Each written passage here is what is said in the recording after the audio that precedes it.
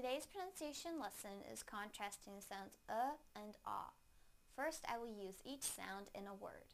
Then, I will put the words into a sentence so that you can hear them together with contextual clues. Please listen closely to the differences in the sounds.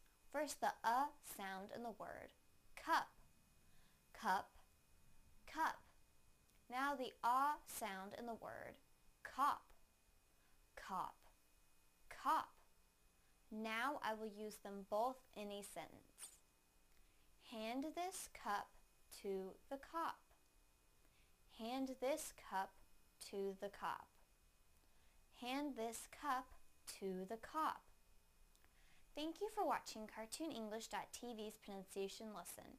Come visit our website for free lessons, games, and chat. Bye!